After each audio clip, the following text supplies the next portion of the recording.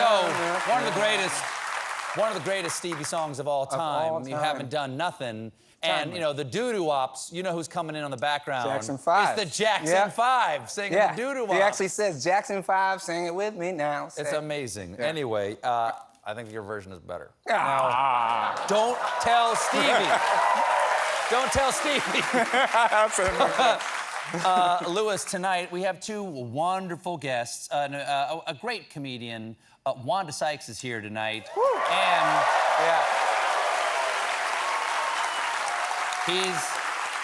he's the Pulitzer Prize-winning New Yorker writer you know and love. Ronan Farrow is here also tonight. Yeah. Pulitzer Prizing. That could be a verb. It's a verb. Yeah. You can Pulitzer Prize something.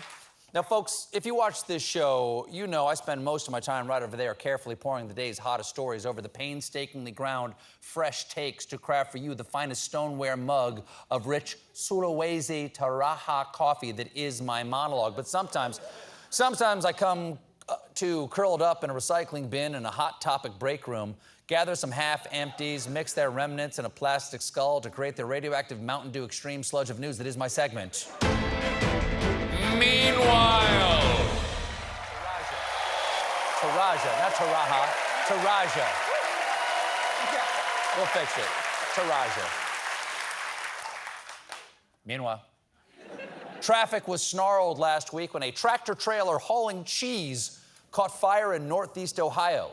Emergency crews were immediately deployed with bread chunks and fondue forks.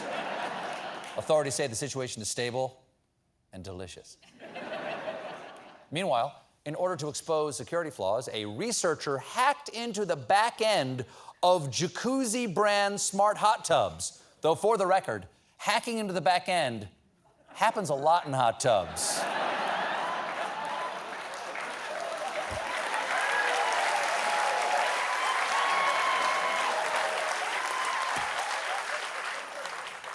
Meanwhile, a New Hampshire distillery is turning invasive crabs into whiskey. Much better than the usual process, turning whiskey into invasive crabs. I don't understand.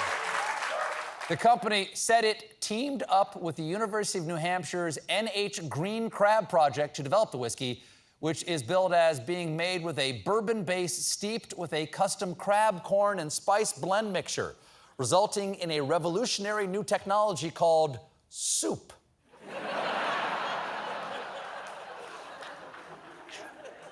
Meanwhile, in noodle news, Kraft Macaroni and Cheese is changing its name after 85 years, which is also how long that box of it has been sitting in your grandma's pantry. It's still perfectly good, dear. There's no expiration date on orange. So, what's the new name? Well, say goodbye to Kraft Macaroni and Cheese and say hello to, drumroll please, Kraft Mac and Cheese. According to Kraft, the new moniker is meant to reflect the way fans organically talk about the brand. Yes, they wanted to reflect the way fans see their brand, which is why they almost changed the name to Kraft Macaroni and Clinical Depression. Meanwhile,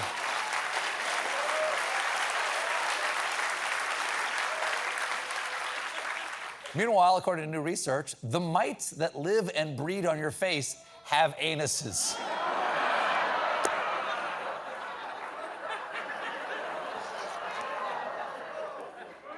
What's up, science? Are you just throwing magnetic terror poetry at the fridge now? Oh, look, there's a new research paper. The spiders that lay eggs in your mouth while you sleep are also Scientologists. Researchers sequenced the genome of the common skin mite because it's not all that well understood. Some researchers have argued, for instance, that these mites lack an anus. But the researchers behind the new study say they've confirmed that mites do indeed have an anus.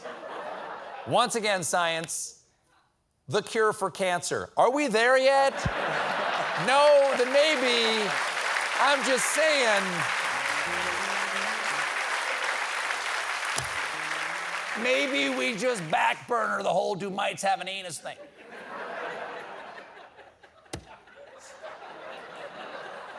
I I don't even want to know I have mites on my face.